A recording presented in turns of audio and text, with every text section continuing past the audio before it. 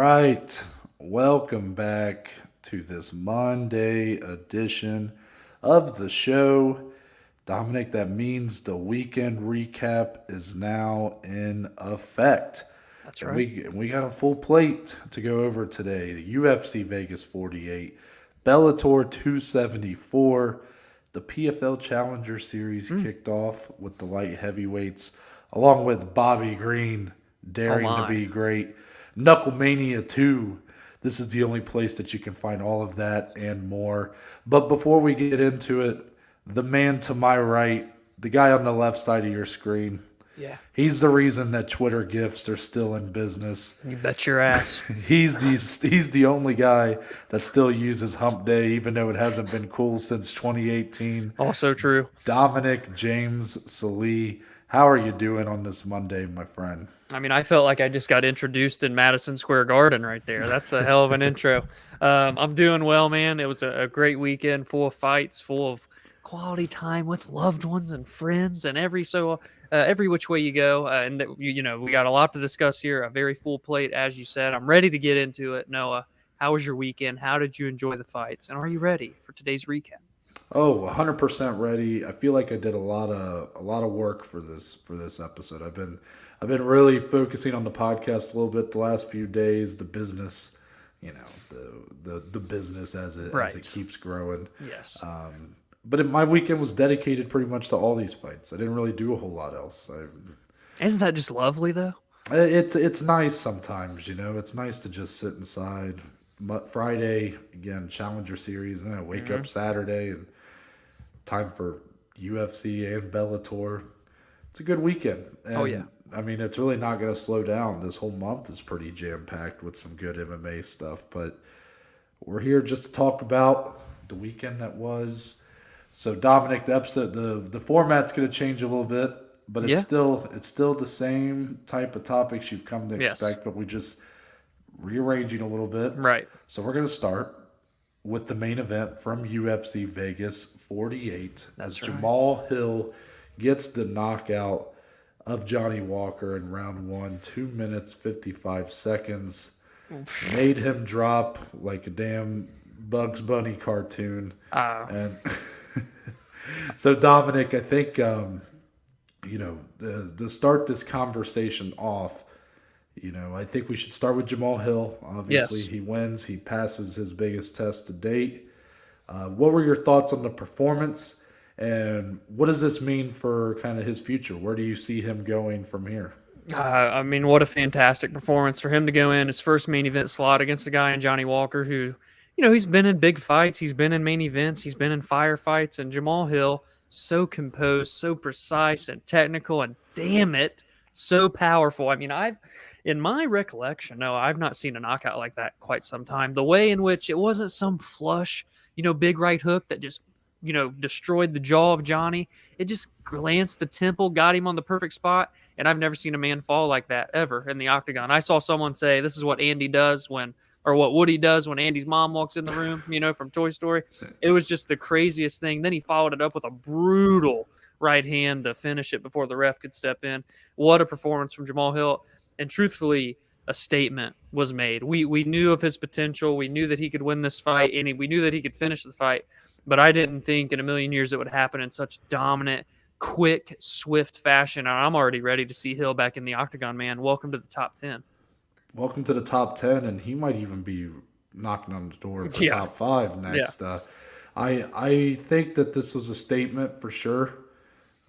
Yes, Johnny Walker's chin has been a little iffy. Corey Anderson finished him via strikes. And then he had that fight with Ryan Spann where he almost kind of got finished but came back and won. But to put the guy out like that, that's something we've never seen. And Yeah. while I do think it was a good performance, a good win, a highlight reel, it's really going to keep it. It felt like one of those that people are going to remember that for a while. It's probably going to be on year-end list potentially. Yes. But I do think that it's like it doesn't necessarily answer any questions I had about Jamahal Hill, if I'm being honest. I mean, Jamahal Hill, this is what I knew he could do. Exactly. He can Yeah. crack, man. Yeah. The guy's got very good power in his hands. For him to put out Johnny Walker says something, but I think there are tougher tests ahead, not just in sort of the ranking and the level of talent, but just, I want to see, can he, utilize takedown defense and stay on his feet. And, Paul Craig kind of exposed a little bit of that. So it'll be curious moving forward how they match make him, because some of the names that directly ahead are somewhat appealing. Dominic Reyes, Volkan Oezdemir, Nikita Krylov, but I don't think that they really answer those questions any more than Johnny Walker does. So I look for him to get a fight like Anthony Smith, a guy who will take you to the ground, a guy who has had a great chin in his career. I think that would answer a lot if he could finish Anthony Smith, put him away, stay off his back.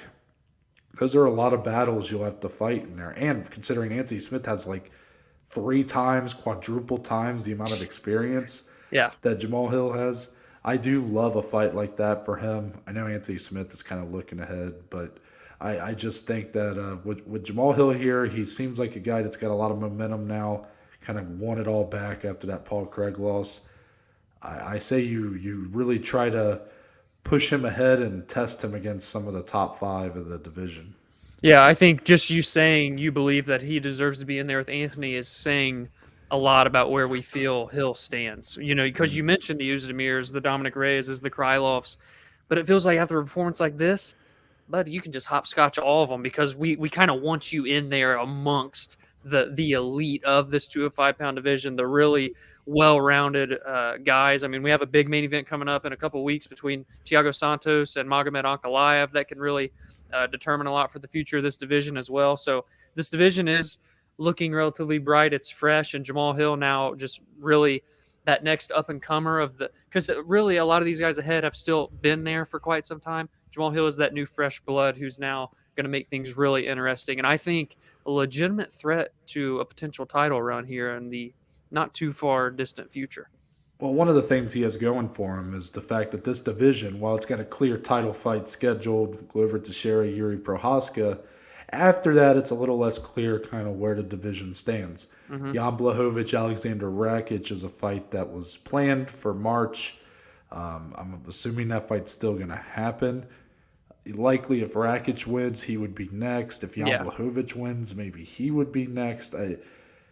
It's very, and then when you go past that, it's really unclear kind of where the division stands. I mean, you have a lot of these guys kind of vying for opportunities, but like those names we mentioned, Nikita Krylov, Volkan Oezdemir, Dominic Reyes, those are the 3 names that are going to be ranked in front of Jamahal Hill, assuming he takes that number 10 spot from Beneil Walker.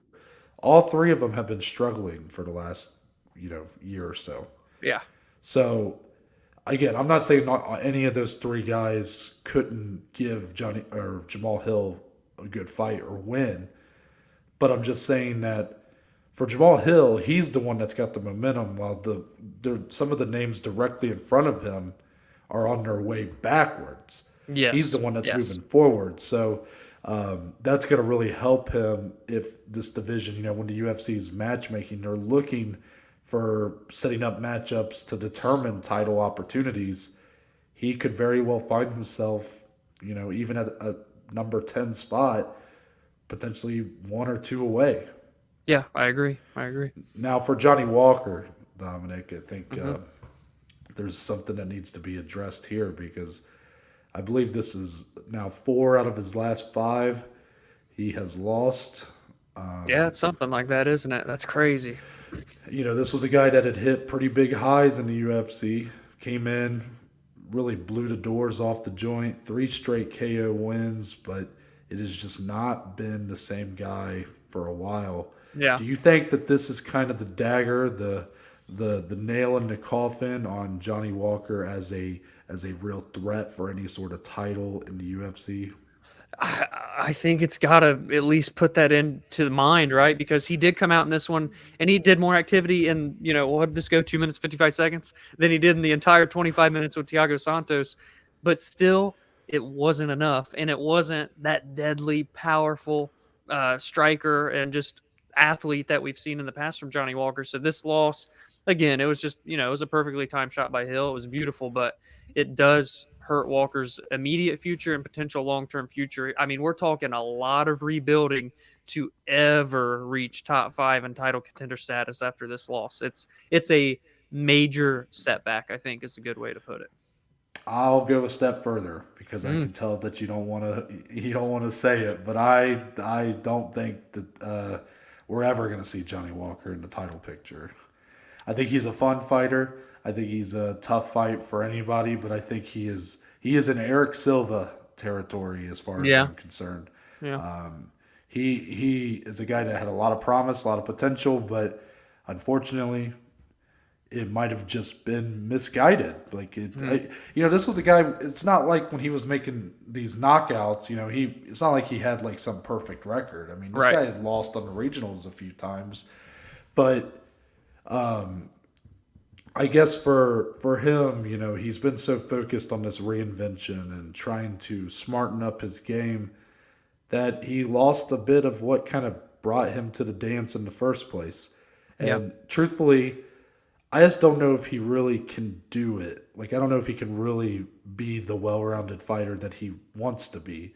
Yeah. I know it, obviously, in time, you keep working on it, but he is, I think, just a step behind a lot of the guys in this crop. Yeah. When it comes to being the kind of fighter he wants to be a technical fighter, to be a high IQ fighter. The reason why he got this far was how explosive, how powerful, how athletic, how wild he can be, and hard to really gauge kind of what he's going to do next. Mm-hmm. Once he started to try to kind of take some of that away in favor of more combinations, more patience, and more level changes, well-rounded game plans. Yeah. It just lost some of that. Some of that fire just wasn't there. Yeah. And while I think it was I don't blame anybody for trying that. I think it's worth a try because he's this. I mean, this guy's so he's like any coach's dream to come into the gym. This guy he's a specimen. Yeah. He's an absolute stud. And you're being told, like, we just want to work out some of these kinks, make him a more well-rounded fighter, a smarter fighter.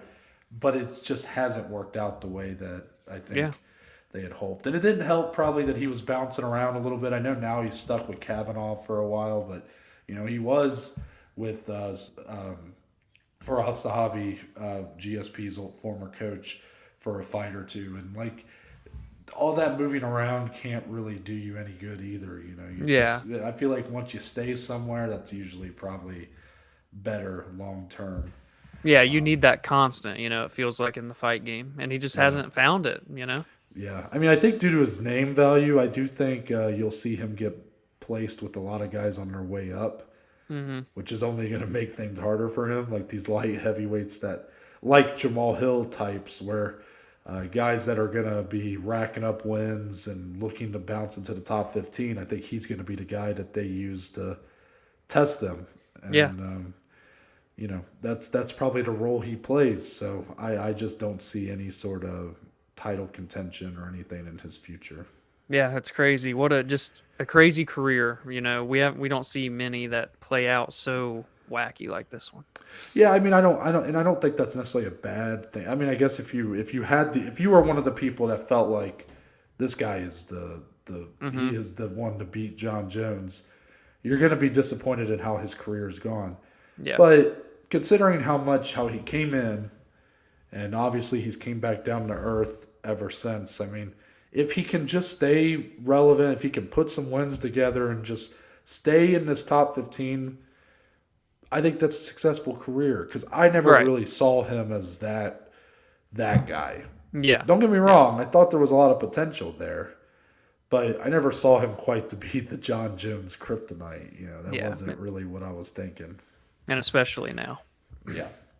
Let's move on to staying with UFC Vegas 48, though. Jim Miller.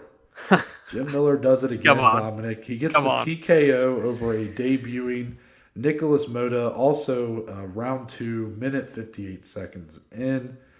I believe this is 6 straight wins via finish for Jim Miller now. Yep. And it's interesting, Dominic, because he keeps getting matched up with these kind of guys. Nikolas Yep. Motta is a guy making his debut, 29 years old. Obviously was really good regionally, but a very tough debut for this guy. Yeah. And that's kind of been Jim Miller's role for a while now. And I'm wondering if eventually they're just gonna have to stop giving him these kind of guys because he's kind of cutting through them like a knife, a hot knife through butter, isn't he? Right. Yeah, I mean, what a performance. The guy, 39 UFC fights now, the most in company history. He's tied for the most wins in UFC history with 23 with Donald Cerrone. He's up there with 15 of those wins have come by finish, so I think that's like 4th all-time in the UFC. I mean, the guy just keeps he's really doing what Andrei Arlovsky's doing, but he's still finishing people. Like it's crazy to see this career of Jim Miller. To get this was like almost a clean 1-punch knockout, as close to that as you could get before he went in for the ground and pound. I mean, he just looked real good. The calf kicks of his are so precise and deadly. You could tell that they were playing a big factor in this fight. Motta was unable to kind of utilize that striking. He had a beautiful right hook that wobbled Jim Miller in the first round. But for Miller, having been through all these fights, to regain, never even really waver in that first round, then look so good the rest of the way and get the finish in the second, I think it says a lot about just how he continues to evolve as much as he can to stay afloat, to stay relevant with these young studs, young up-and-comers. And, he said he's got aspirations of being on UFC 300, and my God, no, I'd love to see that because he was on UFC 100, he was on UFC 200, and if he can be on UFC 300, that's one hell of a career for Jim Miller. I think he's going to do it too. Oh, yeah. He's going to keep taking these kind of fights, but all the credit in the world to Jim Miller, who it's not even really a reinvention. He's still that good. Yeah, he is a good fighter. He's not the guy. I mean, he may not be as good as he was in his prime, but this is what you said. The comparison with him and Arlovsky, they were on the same card in the fall, and we talked about them and how, these are two guys that have seen the highs of the sport and the lows. And Arlovsky, I think, even more so. He was a former heavyweight champion, but also had, been on huge losing streaks outside the UFC, but ultimately made his way back. Well, Jim Miller, again, never fought for a title, never been a champion, but as for a while there was consistently, if they had rankings, probably he was top there. 5 in that division. And now, while he may not be that, he's not a ranked fighter, but he's remained relevant really his whole career and isn't just racking up fights in the UFC. He's racking up wins. Yeah. Most fights, but you said he's tied for the most wins now. Yeah, with Donald Cerrone. Yeah, so as of now, at one time I thought it was going to be hard for him or any of these guys around Cerrone to pass him, but who's looking fresher as of late, Exactly, dude. And Cerrone looks like he's about to have his potential retirement fight with Lozon here soon. Yeah. So for Jim Miller to get the 300, I think that's a record, if he does get that far, that'll stand for a long time. Oh, yes. But, yeah. It's just always nice to see him back in the octagon. I want to see him get a fight with fans, though. That's my thing. It deserves it, Yeah, he's getting. I mean, he gets put on all these fight nights and the Apex, and I just want to see him, in front of a crowd to have a fight, a moment like that. Yeah, I agree. Let's move on to Bellator 274. We got more on UFC Vegas 48, but it'll be coming later in the show. As far as Bellator 274, Dominic, we were a little apropos about this card.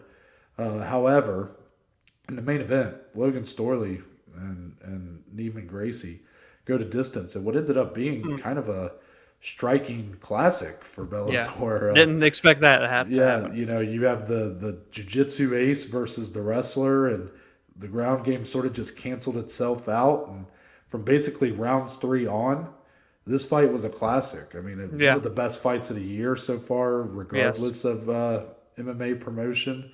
And also, thank God it was 5 rounds. This was the first 5-round non-title fight in Bellator history. That's true. So Logan Storley ends up getting the win, unanimous decision. Scorecards were a little weird, but regardless, He had one of each. an absolute classic for Bellator. Did you feel the same? Yeah, this was an incredible fight, back and forth, tit for tat, 5 rounds. There was literally a 50-45, a 49-46, and a 48-47. But it was unanimous for Storley. A huge win for him. He's in the top 4 now. He's tallied together a couple in a row. He has a great record overall. I think 13-1 now, only that one loss in Bellator. So he's really good. He's amongst those title contenders, and with title fights coming up soon in this division, there's a lot that can play out here. And to come out and have a performance like this, and not only to just show grit, show toughness, but to really just weather the storm. And it felt like as the fight went on, he was getting stronger and stronger. And it was just such a back and forth war, one that we haven't seen in Bellator recently. Like in 2021, there wasn't any like this that ring any bells, but they needed this, especially with it being their first 5-round non-title main event. What more can you ask for? They went to war, man. It's as simply put as that. Yeah, and for Storley, this is a huge bounce back after he had a win in a co-main spot in August, but it was a really dull fight. His only loss was really the best performance he's had in his career. It was against Yaroslav Amosov, the now champion of the division. That went to a split decision, an absolute banger of a fight, awesome fight. But Storley came out on the losing end of. So, we followed that up with a pretty lackluster win, but, it's a win, but it's like, didn't feel like he gained any ground. Yeah. Here, though, going up against not just a Gracie, when you think of Gracie, you think of all jiu-jitsu, but this is probably, dare I say, the most well-rounded Gracie in MMA that they've ever had. Right. And Neiman. And, he had to fight through some adversity. The fight, I probably would have scored it 49-46. That's kind of where I had it, but a couple rounds, very close. I thought it was a close fight. Storley had to fight through some adversity, but he gets a win. I don't know exactly, what the true, I guess,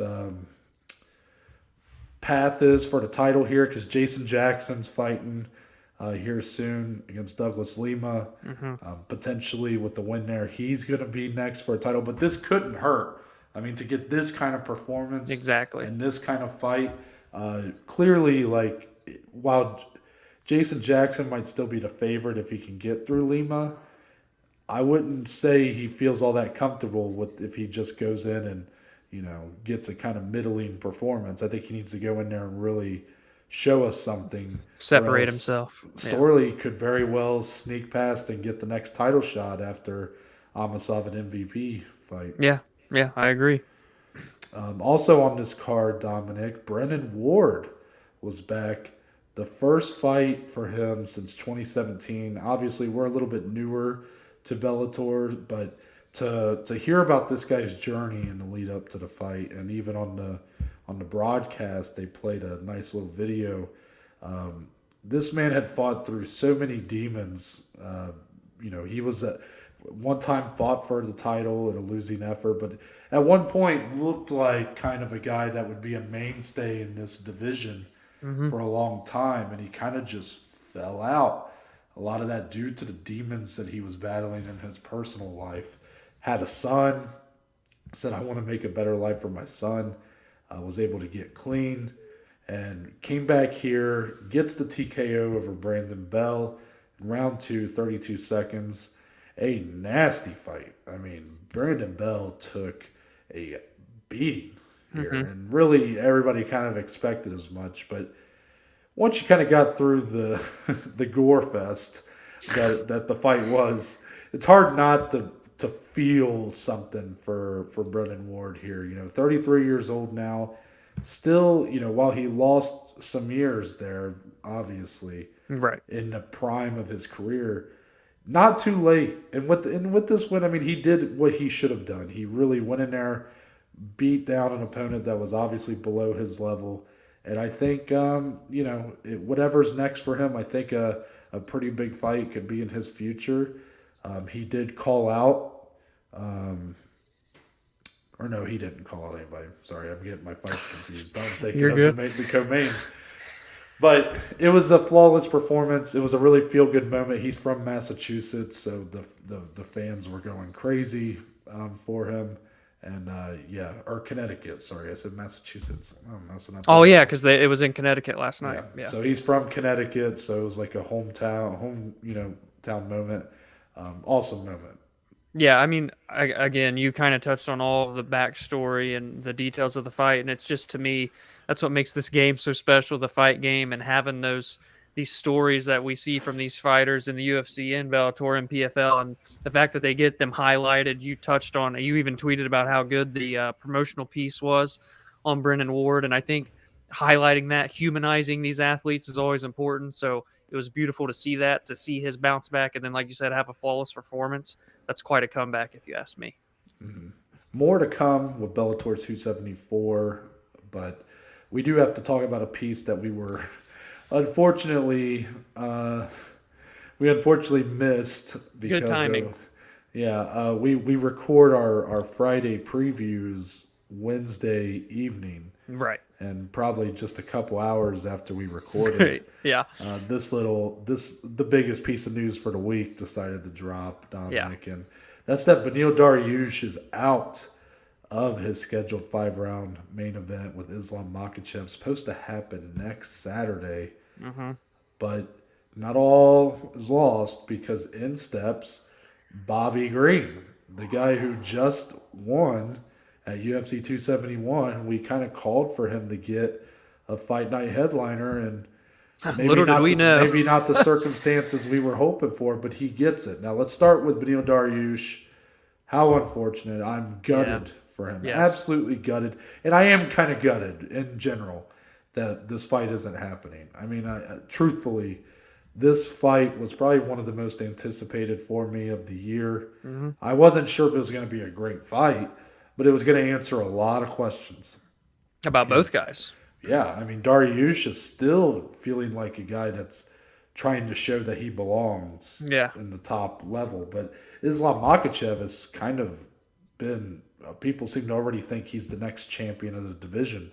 So a big test for him to get by in order to say, hey, I'm next for the title. Yeah. So, I mean, any thoughts about Beneil Dariush before we kind of talk about Bobby Green? It's just a huge blow to this momentum he was riding, and Brett Okamoto was there at the King's MMA when this happened. I guess it was a freak thing.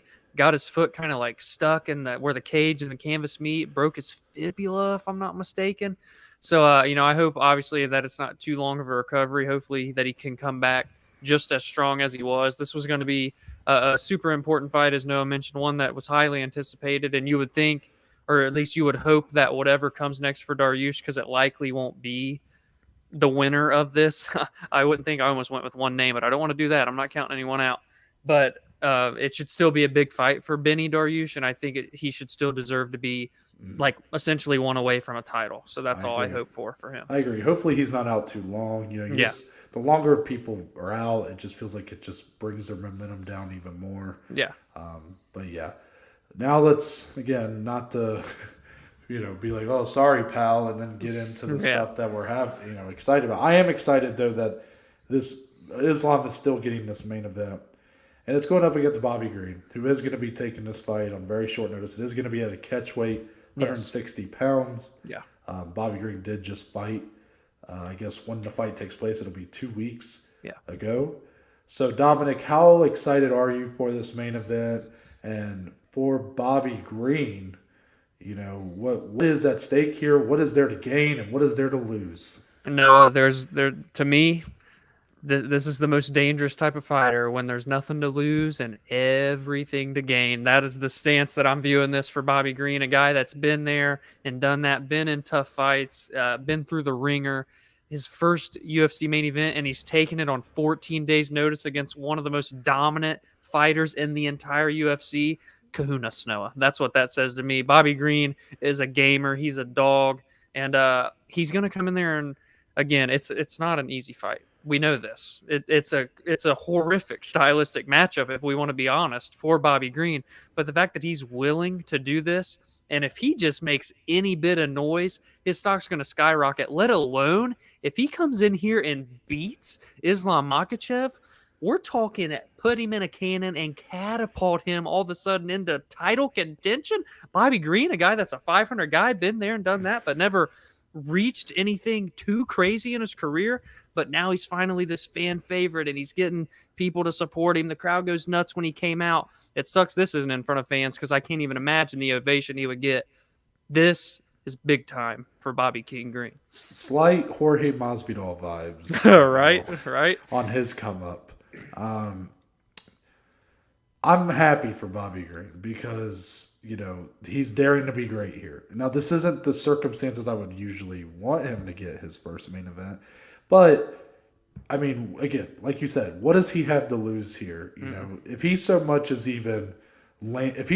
lands a strike that wobbles Islam and then gets dominated, he won. Yes, yes. But so there's really nothing to lose here. It's like when Dan Hooker took the fight on short. Right. I mean, that wasn't even as short notice as this, but that was short notice. Had to fly over. Yeah. Wasn't even sure if he was going to be able to take the fight. All this stuff, and then he got taken to school very quickly. by Islam. Yeah. But he didn't lose anything from that. Nope.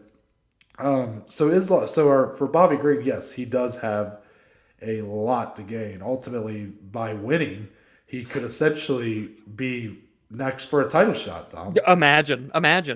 But I can't help but the realistic part of me just goes, well, I mean, what's the likely scenario here, though, is that unfortunately, I know what you said, it's the most dangerous guy is a guy with nothing to lose and everything to gain, but Islam Makhachev does have a lot to gain here He does. There's a lot riding on this fight for Islam Makhachev because I think maybe you might feel differently, but I mean, this still is like an Islam Makhachev wins, he's next for a title, right? I surely hope so. You can only win so many fights in a row. It's not to his detriment that Beneil Dariush gets injured.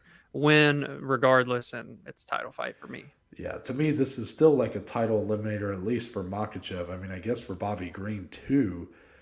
And that's why I'm like, my excitement is like somewhat lowered only because of what's the most realistic outcome here is that Bobby Green, terrible matchup.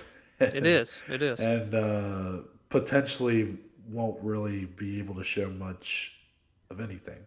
I just want him to have even a moment, just to showcase anything. If he could do anything more than that, that'd be great.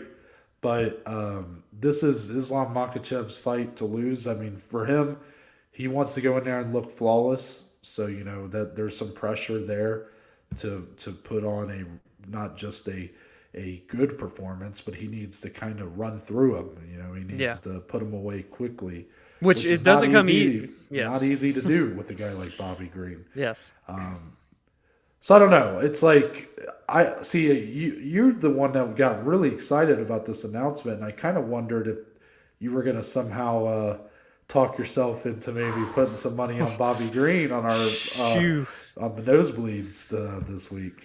Oh, I mean, goodness gracious! I don't know if I've seen the odds yet, but I would imagine Makhachev's probably over a minus 1,000. I think Bobby Green was plus 600 or something. Yeah, I mean, we'll see what happens come Thursday for the nosebleeds. But listen, man, again, just for Bobby Green to do, he literally posted on his story and he said, y'all want to see some gangster shit right here? And then he accepted the fight. I'm like, dude, this guy is a savage. And again, like you said, even if he just has a moment, not only is it enough to just keep his stock rising, but like give him like a legitimate main event with a training camp, after the fact. And again, no, if he comes out and shocks the world, this is going to be crazy. I actually thought about this the other day.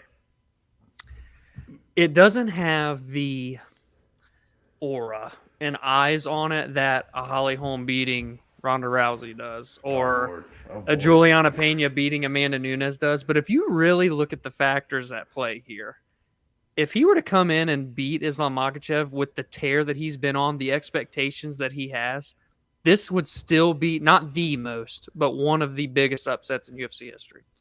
If Bobby Green wins this fight. Is it the biggest though? Come on, commit. No, not the biggest. Not the biggest. Commit to the hot take. Come on. No, not the biggest, but it's up there. It is. Yeah, you're right. It would be, which I think is a good way to kind of put this in perspective for how how much of a climb this is going to be for Yeah. Bobby Green. Is that Yeah. I mean, the stakes are pretty big here, and respect to Islam Makhachev too. True. For taking Very this true. fight. Yeah. Yes, I get it. It's a matchup that does favor him quite a bit. It's against an opponent that we would think he's already, he beat MMA math. He beat Thiago Moises.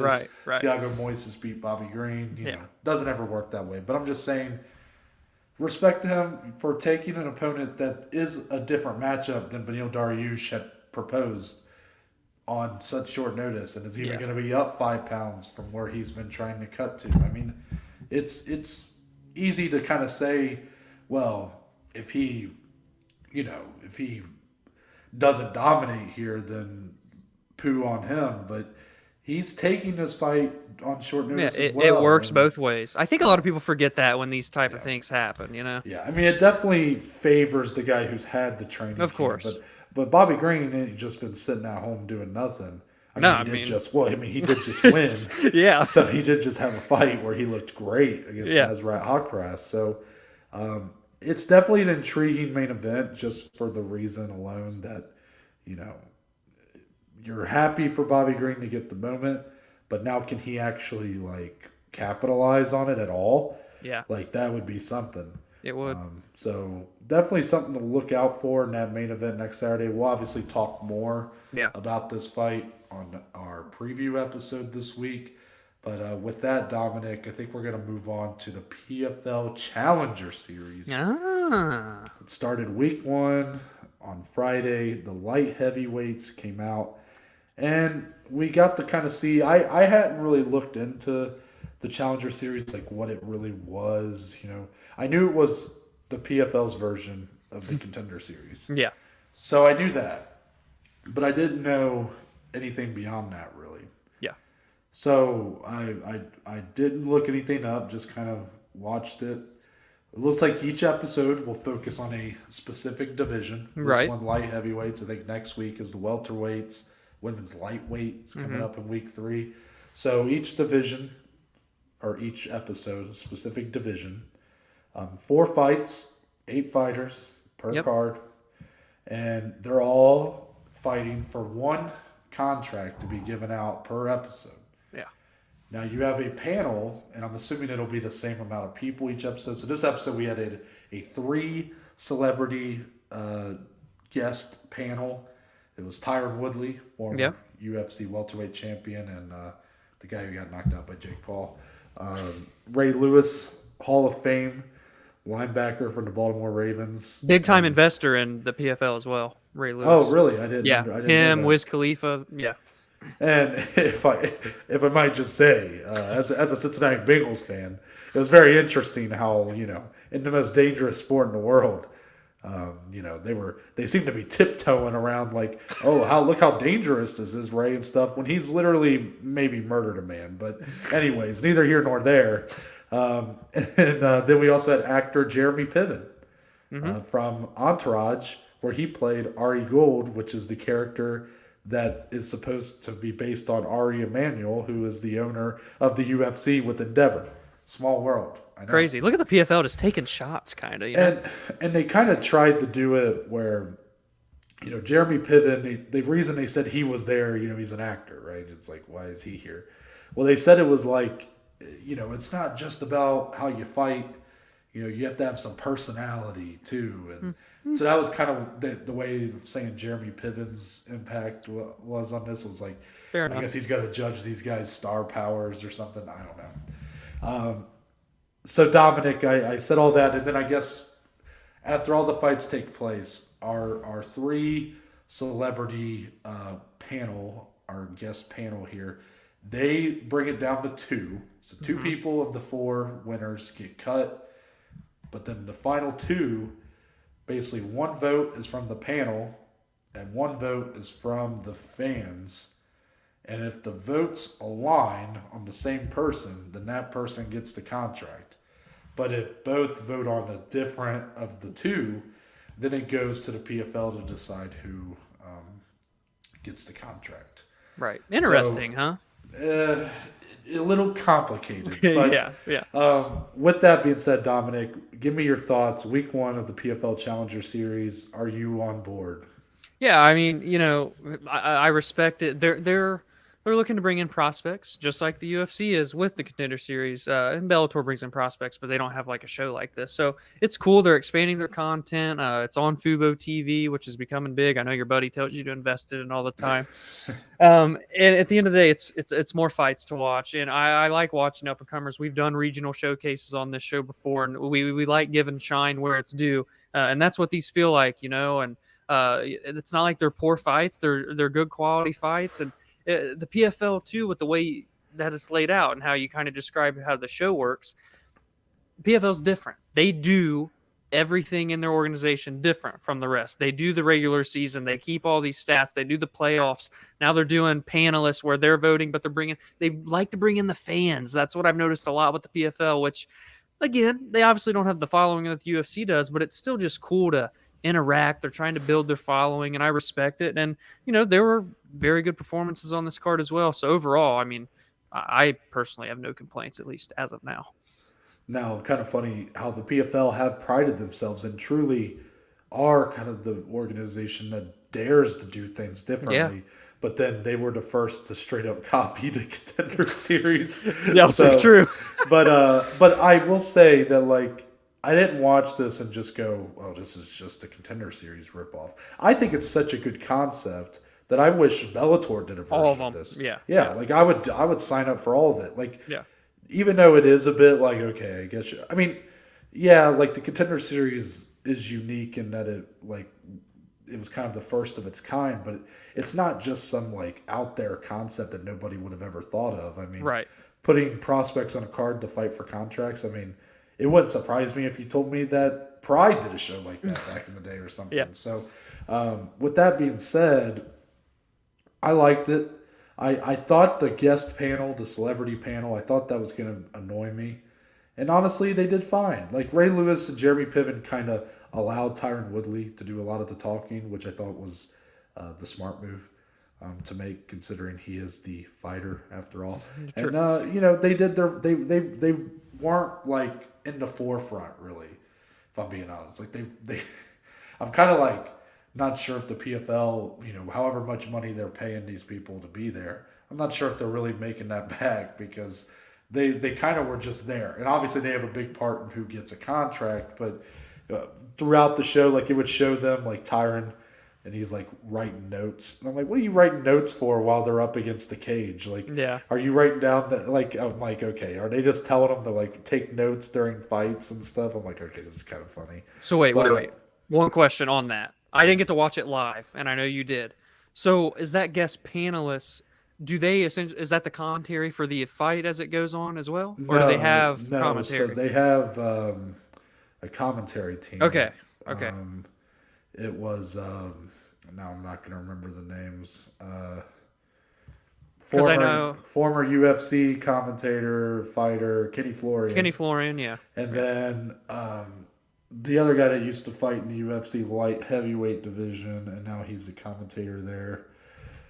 Well, Randy does commentary sometimes for him, but it wasn't him, was it? Randy Couture? No, it was not. I would remember Randy Couture. Yeah. I can't think of his name right now, but he did. It was a good commentary team. No, the panel did not really talk much at all during. Okay. I mean, they would. Well, I shouldn't say that. Like after each fight, they might be like, "Oh, what did you guys think of this?" And they would kind of tell them, like they would tell the person that's in the cage, like, "Yeah, we thought you did good at this or bad at whatever." But they weren't like overutilized. So that was my fear. Gotcha. If they were the commentary team, Dominic, I'm gonna tell you that would have been my fear, is that they would be overutilized. Fair. But the commentary team was good. I'm sorry I can't remember the main guy's name, but Kenny Florian obviously is a stud. Brucey Soto ends up being the one that gets the contract here. He had the flying knee knockout of Travis Davis, Columbus's own. Unfortunate. So a bit of an underdog pick to get the contract here, considering you had Josh Silveira in the main event, the double champ for LFA. Yeah. And he didn't even make it to the final two, Josh Silveira. So came down to Brucey Soto and Taylor Johnson. Brucey Soto ends up getting the fan vote and the panel's vote. Dominic, did you agree with the decision? Yeah, I wasn't surprised at all that Soto got the contract. When you get a knockout like that, we've seen time and time again on like the Contender Series, for example. Granted, they give out more than one, but when you get a highlight reel, you're probably going to get signed. So I kind of knew immediately off the rip that he was going to get it. However, I knew that I saw that there was some controversy because you said Taylor Johnson was the other finalist, if you will, but with Josh Silveira, he got the only other finish on the card, and it was a submission in that third round. And you said, really, the highest touted guy when you look at like the all-around skill set and what he's accomplished, and you said a two-weight LFA champion. I mean, we love ourselves some LFA, so I think that's it's interesting that he wasn't considered into those final two, and maybe that's where it gets a little wacky with the panelists, and then he never even got the fan vote portion, I guess, because he didn't make it there. So it's interesting. I'll be curious to see how it kind of will be throughout these 8 weeks. Will it be a consistent, like, or is the highlight reel finish always going to be in there? Are they going to take guys that just dominate for 3 rounds but don't do anything crazy? I just like keeping my eye to see if there's any patterns moving forward. Yeah, I mean, if we're gonna base it off of the performance here, then Brucey Soto was the standout. But Yes. who do I think has the higher potential long term? It's clearly Josh Silveira, who is looked fantastic as an LFA double champ. Now, he was a huge favorite over Muhammad Guma here, but I think that he pretty much dominated him, but it was like he looked a little sluggish at times too. Like, it was a weird fight. Guma was like kind of cheating his ass off too. He was fish hooking Silveira. Yeah. I mean, it was bad. But yeah, for Silveira not to make it to the final two was interesting. Now, they did note when Silveira and Carl Williams got voted off or removed, or however you want to word it, it was noted that they would have another chance come week 8. Now, I don't know what that means. I don't know if those two are going to fight each other on the last card of the year or something. Might I just say, and I know I'm the guy that complained about the Contender Series giving out too many contracts. So you might think that how do I feel about the one contract that's given out each episode? Well, I think it's even worse. There's no middle ground. Why would you limit yourself? Like, I get it. The PFL has a smaller roster. They're not the UFC. They don't employ or sign over 500, 600 fighters, But this is why you don't limit yourself, because you have a clear standout performance in Brucey Soto. Yeah. But obviously the PFL wanted Josh Silveira here. Like, he was given a matchup that he should win. He is he had the most pedigree coming in here, and he didn't end up getting the contract. Yeah. Because he wasn't able to put up as dominant of a performance or as highlight reel worthy of a performance as Brucey Soto or Taylor Johnson. But like, why limit yourself to one contract? I get it, like maybe for the show interest, like, if only one contract's given out, it's like it adds to the intrigue because like I kind of mentioned and I know this is a bit of the perfect balance maybe just isn't there for me, but the Contender Series, I thought it got to a point where they were just giving out contracts too often. Right. Like, I'm not saying if every winner deserves a contract, that's one thing. But with the Contender Series, it was like they were giving out contracts to guys who lost on the show. Like, I couldn't believe it. While here, you're limiting yourself to one per episode. I mean, I think that's one of the most boneheaded moves of this whole thing. Yeah. Now, Dominic, you said you liked it. You like that it's one contract, so that might be an interesting little diversion for us. Yeah, I think I just. I mean, again, it's weird because I do like the Contender Series when they give out multiple. Not again, I do side with you when they give out too many, but I do like a lot at the same time. I don't know, it's weird. But this one, I like that they're only giving one. Granted, it is only 4 fights, so there's going to be 4 winners. It's 1 out of 4. You get a 25% chance, or really, it's less than that because there's 8 total fighters. But I'm not good with fractions. But I don't know. It does add to the intrigue, like you said.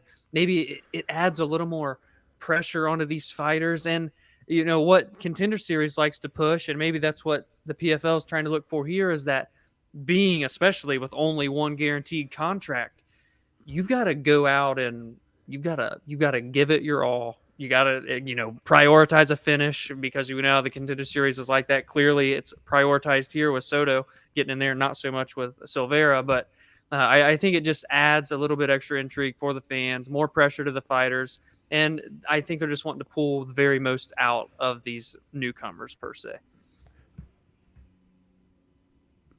I mean, I guess I just don't. The performances didn't really speak to that. Like, Right. I didn't really see, like, most of these performances were guys that were clearly just trying. I mean, like Taylor Johnson and Carl Williams looked good, but I mean, they weren't like really pushing for finishes. Yeah, they were just trying to win. They were happy to just get the win. Yeah. And I mean, even Josh Silveira kind of fought like that too. Now, Brucey Soto did have that awesome knockout, and I'm not saying that these were boring fights, but it was just like I didn't think that really shone through here. I'm not saying that you're wrong, because I kind of get where you're going there, and maybe that is what they're thinking.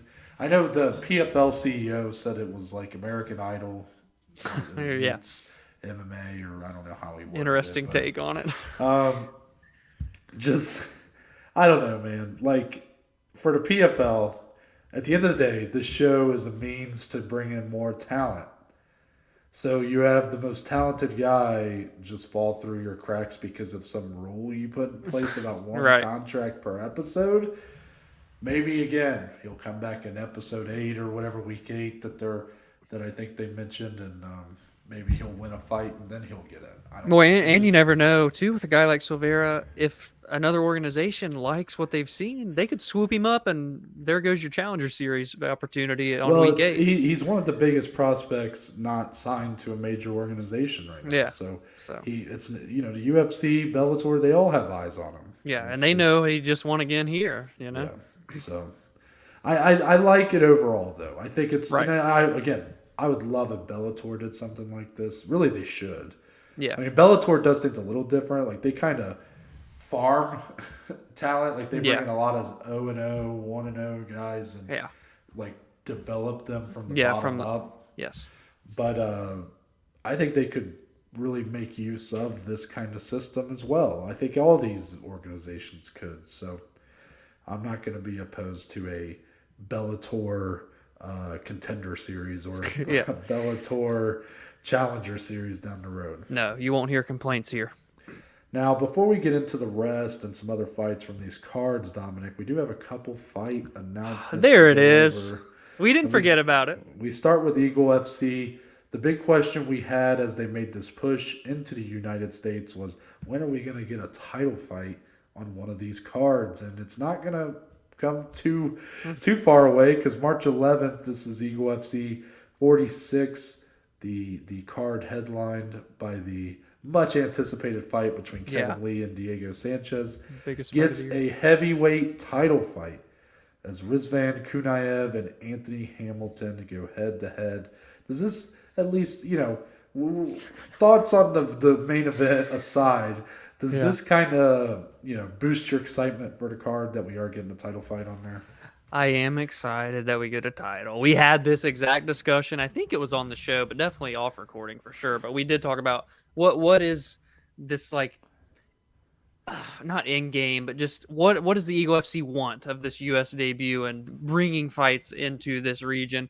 And we wanted to see, because a lot of these champions are, over there from Russia and whatnot, where this organization was birthed. So now that they're going to be willing to bring them over here to the States and showcase them to a broader audience, I think says a big deal about their push and what they want for the long-term future of Eagle FC. I'm very excited for it. Obviously, it's going to be weird having a title fight not as a main event, and instead we get a world-class matchup between Kevin Lee and Diego Sanchez. So that's going to be a little weird, the layout of the card. But hey, I'm all for different things, and Eagle FC continues to bring it. But all jokes aside, I'm always down for title fights, and I'm excited to see kind of how their heavyweights look, man, because they had that heavyweight fight on the last U.S. card, but it wasn't like any big implications or whatnot. There were fun storylines for it, don't get me wrong, but here are belts on the line, and we get to see kind of the creme de la creme of Eagle FC's heavyweights. Yeah, well, Kunaev is clearly like a very good heavyweight for them. But Anthony Hamilton, coming off a loss, 0-1 in the promotion.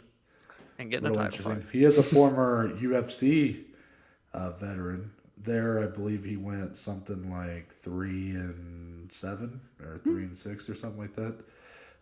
But he's 41 years old. Yeah. It's an uphill battle for him for sure. Kunaev in the prime, 28 years old. I mean, Yikes. it feels a little bit like a gimme matchup, if I'm being honest. Not only did Anthony Hamilton lose his debut in the promotion, he got finished in his debut as well. So I'm happy that we're getting a title fight, but it's like, I mean, I understand we don't know as much about those two guys as we do Kevin Lee, Diego Sanchez, but it doesn't feel too much different from that fight.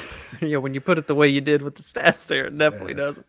But again, I mean, I enjoyed the hell out of the first Eagle Yeah, I FC did. America card. So I'm willing to give it a chance, even if the signs, the vibes Are a little off. Now, we do have another fight announcement, and here's one that I can be a little more excited about. Yes. Bellator 277. This is the 2 title fight card, Dominic. This card's sick. We're going to see McKee versus Pitbull 2, and then Nemkov versus Corey Anderson. And right below that, we get Aaron Pico, the boy wonder, the next generation of Bellator stars, going up against Jeremy Kennedy. Dominic, Aaron Pico, potentially, with a win here, could reach the top that people had basically pegged him to do from day one. And he could, with a win, be staring at a title shot. But to get through Jeremy Kennedy to do so is not going to be easy. Yeah, we've got a bit of our banger here on our hands. No, I haven't got to use that word in a while, I feel like, on the show, but this is going to be it. Pico's never in a boring fight, and Jeremy Kennedy's going to bring the best out of him. You've got number 4 versus number 7. It's a phenomenal featured bout to have, and one that is of utmost importance for both the guys in terms of what they want with their futures. And as you mentioned with Pico, you're the guy that brought me onto this guy, kid. I shouldn't say kid. He's probably older than us, but you get what I'm saying. Way back when we first started the show, you were even talking about Aaron Pico. And you're the one that kind of taught me all about him. So now to kind of see how he's done since we've had this show, and that's been what's so cool about doing this podcast, is seeing people grow as we grow, essentially. It's been neat. And you track their careers, and now here he is, the biggest spot of his career. And if he gets a win, like you said, he's right there, Noah. But Jeremy Kennedy's tough fight, and if he wins, he launches himself into, I love everything about this fight. And this card, whew, it's a beautiful one. It's hard being an Aaron Pico guy. And now, I remove myself when I watch these fights. Like, I'm not going to be rooting for Aaron Pico to win. You know, if Jeremy Kennedy wins, I'll be happy for him. But when you do kind of see so much potential for someone like Aaron Pico at day one, you know, his fights, they're always going to stress me out, though, because he is always so vulnerable in all of them. He makes himself vulnerable. I mean, you've seen the losses. He's been knocked out a couple times, but he has sort of went back to the lab. He has really reinvented himself, or at least smoothed out some of those edges, and has become not just a complete offensive fighter, because we knew that he was already that. You know, one of the best backgrounds in wrestling and boxing you can find. But defensively has at least brought it to a point where he's not just all gas, no break, and, you know, chin just hanging out in the air. Yeah. He's made himself a much smarter fighter. And hopefully, when I'm saying hopefully, I just mean like if he were to put on the kind of performance here against Jeremy Kennedy that, you know, maybe brings it all together, where it's like we get that whole product in a very high-profile bout, it really could be enough to say, hey, to the winner of McKee Pitbull, I'm next. Right. Yeah, I love it. But now let's move on to the rest, because we got some more fights to talk about, Dominic, and it starts with Bellator 274. Yes. The co-main event. Oof. Saw the former champ, Andrei Koreshkov, with the TKO over a debuting Chance Rencounter, 38 seconds of round 1, with the rib kick. Dominic, this one hurt me just watching it. Yeah, some of them just make you want to vomit when you watch, and this was one. And for Chance, welcome to Bellator, bud, because you get the debut against a former Well, I champ. guess I should said re-debuting. He did fight in Bellator previously, but re-debuting. Welcome back to go. Bellator. But against a former champ there in Andre, and to go out so quickly. What a performance though from Andre. There's something about those beautiful body kick finishes that just added a little extra oomph, a little more pizzazz to it. And this was a brutal one, to say the least. And it's one that it felt like Andre needed it, kind of in that co-main spot. He had a big chance to kind of showcase himself there. Not that it was like a huge card for Bellator, but nevertheless, if you're a co-main slot, it's a big deal. And he got the job done quickly.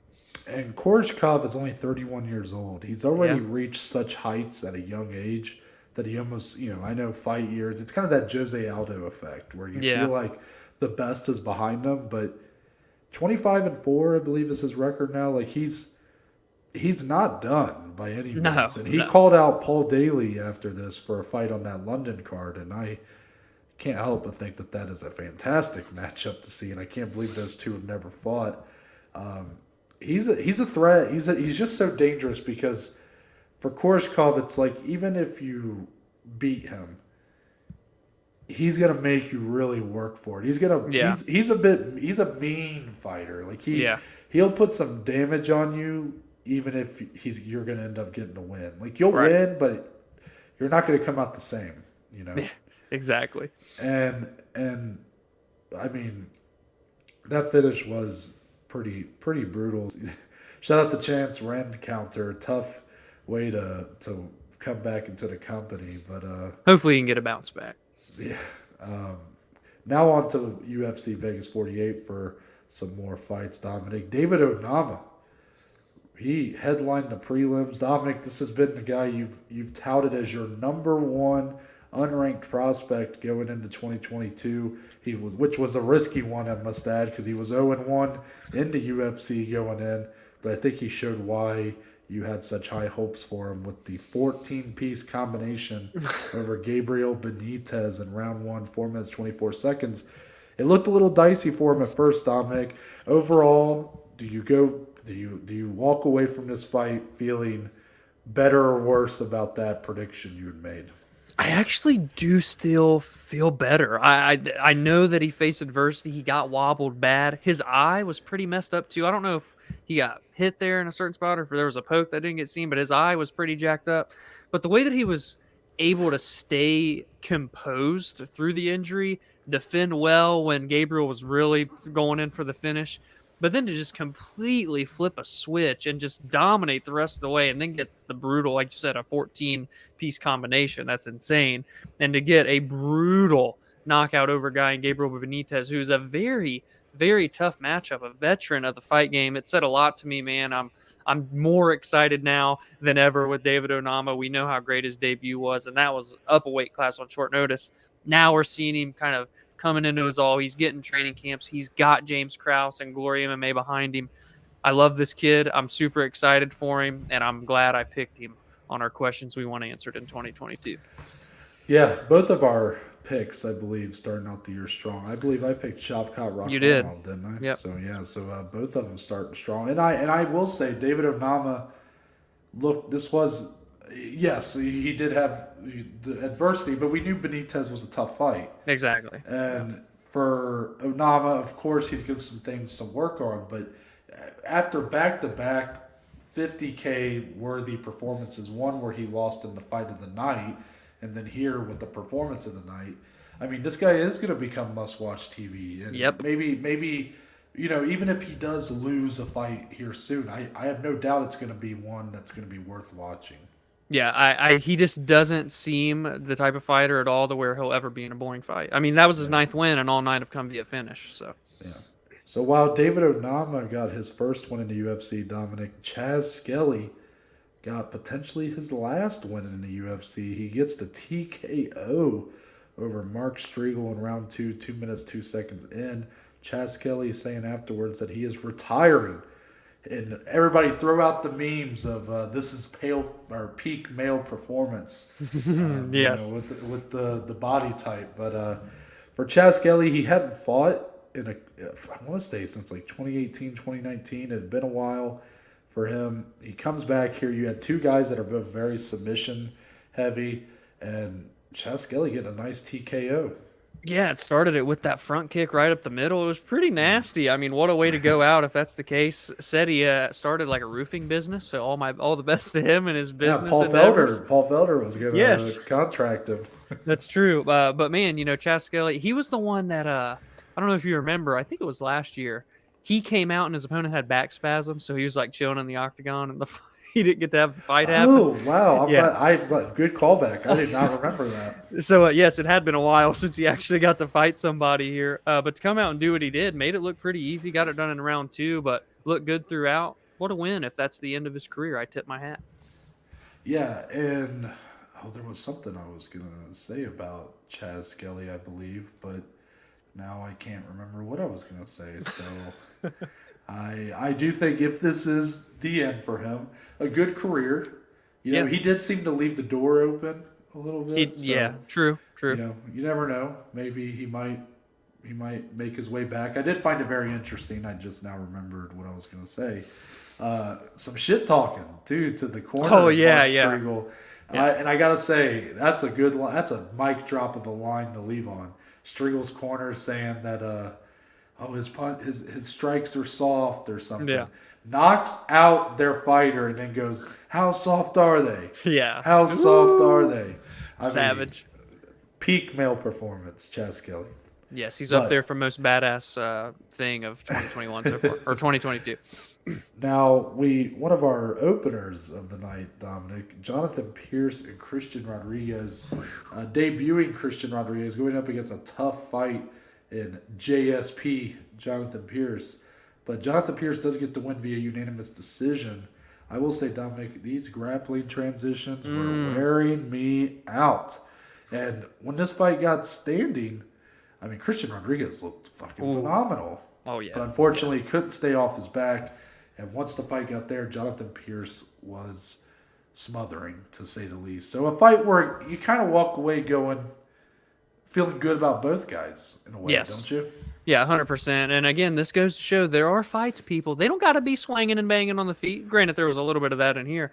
It was fun. It was a super fun scrap. It felt like very high level. Even though Christian Rodriguez was debuting, only 24, he was, holding his all. It's just Pierce was a different level grappler in that fight. But a very fun fight, to say the least. I think that was Pierce's 3rd straight win. He started 0-1 in the promotion, but he's looked great ever since at his natural weight class. And Rodriguez, I can't wait to see him fight again, to be honest with you. So. Is it weird that I walked away actually feeling better about Christian Rodriguez than Jonathan Pierce as far as long-term potential? No, I don't think so at all. Some people online saying that Rodriguez should consider making a move to bantamweight. Yes, and definitely. If he were able to consistently do that, that would be fantastic. While Jonathan Pierce, I still am high on JSP. I ain't jumping off the train, but if he goes against a guy with good takedown defense that can strike, man, his striking defense was a little iffy here. He was getting pieced up. That fight could have been over in round 3 if Pierce hadn't gotten that kind of Hail Mary takedown to really finish it. So something to look out for as Jonathan Pierce moves forward. But again, both guys come out of here looking like studs, in my opinion. Yes, I loved it. And before we go, Dominic, before we end the show, I love you, Noah. One more thing for the rest here. We got to talk about BKFC's Knucklemania 2, brother. Knucklemania. It went down Saturday night along with every other fucking yeah. Mike Perry gets the win along with Chad Mendez. I believe Mike Perry fought against Julian Lane. Yeah, he did. Let me bang, bro. Let me bang, bro fame. While Chad Mendez went up against a recording artist, and I already forgot his name. Fames, I believe, was his name with the Z. So Chad Mendez got the I don't know if it's a KO, TKO, I don't know. So Dominic, did you check out Knucklemania 2? And if not, is this going to be an event that maybe you'll watch Knucklemania 3 because of something like this? Yeah, I didn't watch Knucklemania 2. Won't be watching Knucklemania 3. But, hey, again, when there's big names, we got to talk about it. Mike Perry was a guy that's been in some wars inside the UFC, and He moved over to bare knuckle. It made sense. He's a crazy guy, and this is a crazy organization. He brought a baseball bat to the press conference. That was the biggest thing I saw about the event all week. Otherwise, I would have forgot it was happening. So that was pretty interesting in its own right. Chad Mendez, God, he looked good. Like physique wise, looked like an absolute monster. He's always been shredded. He's always looked really strong. I ain't gonna accuse anybody of anything, but He I mean, looked there was a big. reason that man had a gap in his UFC tenure, and I'm just saying. I don't know. That's true. I forgot about that actually. But regardless, for what it's worth, too, there was a soundbite that came out. He said he is still under contract with UFC, but he said there's no way I'm fighting in the UFC again under my current deal. I don't think we're ever really going to see Mendez back in the UFC anyway, but he was a great fighter, so I'm like not opposed. But right now, hey, if you can get the bag in bare knuckle, more power to you. I'm happy for all these fighters that are grinding and getting the money regardless, and he got the win. So Dominic, I think you're forgetting that Chad Mendez, his last fight in the UFC was giving the toughest fight to date to the current featherweight champion, Alexander Volkanovski. I mean, that was yes, the fight of the night. Absolute banger. Yes, he lost, but toughest fight I think Volkanovski's been given up to yeah, this point. fun So I think scrap. Mendez does have a lot left if he were to come back to MMA, but I don't know. I mean, maybe we'll see it, maybe we won't. I could have seen him coming back to MMA, but it just seems unlikely that he would come back to the UFC or that the UFC would want to restructure any of his contract. I don't know. Yeah. I don't know if I really foresee that. Now, I do want to put you on the spot here, Dominic, because every time Bare Knuckle FC gets mentioned on the show, I can't help but notice your reactions. They're very, It's like when you mentioned Jake Paul. yeah, you're very off-put by the whole thing. Yeah. You are not a supporter of Bare Knuckle FC. Now, I did see some people online who are fans of Bare Knuckle and were obviously watching Knucklemania 2 last night, and they were kind of throwing it back in MMA fans' face, who were again like you being very negative about the whole thing. They were saying that you're no better than the people in the '90s who were coming after MMA, saying that it had no place in sports and whatever. So, what would be your response to those people? No, I mean that is a very valid argument. It is. The thing is, MMA has grown and now has fucking rules and things that matter and keep people safe. Bare knuckle does not. And again, if you like watching it, watch it.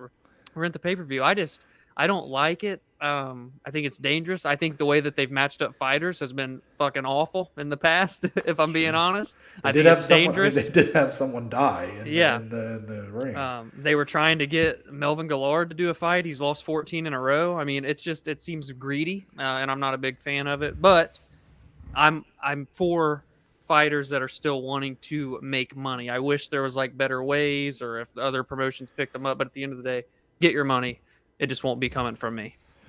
Wow, that was a great way to kind of end that. But I will say I'm kind of on the same page with you. Like I'm open. Like I will admit, there was a part of me that was tempted to looking up a stream or something online. I'll be honest, people. I was tempted to stream. Yeah. Don't come knocking down my doors, FBI. He didn't do it. He was, yes. I just said I was tempted to look up a stream of Knucklemania 2. No, of course I would pay for it. Of course I would. Yeah, totally. I would totally pay for it. Yeah. Yeah. But anyways, I didn't, but I was tempted. Maybe in the future. But I feel like if I didn't do it here, Mike Perry. And then you had Chad Mendez, and I'm probably not really just going to do it. I think there's... I want to be on board with Bare Knuckle. The problem is the matchmaking, you're right, which is kind of the thing we've been going after Eagle FC about, too, Mm-hmm. Kevin Lee versus Diego Sanchez feels like Bare Knuckle matchmaking. It does, very much. But Bare Knuckle just, it's pretty brutal, even for guys that love MMA as much as we do. Yeah, yeah. It's a step above that. I mean, the way their face gets cut up is just kind of oof. Yeah. Like it feels irreparable damage at times. But I don't know. Maybe down the road I'll try to get on board with BKFC. But I will say, to their credit, I almost appreciate how much they're kind of leaning into being a bit of a ridiculous concept. They Knucklemania 2 was the name of the event. Like they're definitely leaning into that a bit. And, Mike Perry, Julian Lane, is that wasn't even the main event, actually, but it was their big fight on the card. You can tell that they're leaning into it, right? Yes. But I don't know. I think there's some things they need to work on if they're really going to have any sort of legitimacy. Give us your thoughts, please, on BKFC. Come at me if you have to. Curious. I'd be curious to see how people feel about BKFC. I know there was a lot of people watching this event, but I don't know if it's more because, again, like how we mentioned it on here, is it because Mike Perry and Chad Mendez are involved, or are you legitimate fans of the product? I mean, really, we've never actually taken the time to watch one of these events. So yeah, I think the only full fight I've watched was Paige Van Zandt and Rachel Ostovich. That probably doesn't sound good, me saying that, but I was just curious. Yeah, bonk. No, I don't know if I've ever watched a full fight, if I'm being honest. So it's like, how can I judge? The women it was brutal. Still, you just see the aftermath. Yeah. Like again, and a lot of the things surrounding it. So maybe I'm missing something. So if anybody wants to try to convince us, or just give your point of view of BKFC, I would be interested, because there was a part of me that was tempted to watch it Saturday, even though I didn't. I had plenty enough to watch. But let us know. Let us know also your thoughts on really everything we talked about here, all the fights going on this weekend. New format. Yeah, Bobby Green in his first main event against Islam Makhachev. Are you going to be one of the people that put money on Bobby Green come this weekend? We'll be back. Are we going to be back? Are we going to be back on Thursday or Friday, Dom? Well, technically both still. Yeah. So I guess we'll be back on Thursday, but we do have a preview coming on one of those 2 days, Thursday or Friday. We will have a lot to go over. PFL Challenger Week 2, the welterweights, 1FC. That's right, 1FC will be on this episode. Renee DeRitter versus Abasov. Bellator 275 and UFC Vegas 49. So a lot to go over, along with any fight announcements or news that comes out this week. But until then, Dominic, tell the good people where they can find you on social media. Find me on Twitter, on Instagram, @Diesely14. More importantly, go follow, go engage, and go interact with us, with the show, on Twitter, on Instagram, @BAJ_MMA podcast. And as for me, you can find me on Twitter or Instagram @NTBaker_. If you go to my bio, there is a link that will take you to a link tree, which presents you with a list of links to all the platforms the podcast is on, along with social media platforms. So that includes, but it's not limited to, the Twitter, the Instagram, the YouTube channel, and Spotify, Google, and Apple Podcast. It's all on there. And there's a couple links for today's sponsor, Anchor. First, leaving a voice message if you would like to vocalize any of your thoughts about the fights that took place or the fights upcoming.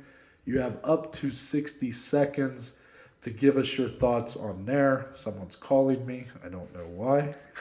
Also, there's a link on there if you want to become a supporter of the podcast. We just appreciate any and all support, but that's a way for you to do it there as well. And that's it, Dominic. We're out. And we'll be back in one way or another on Thursday.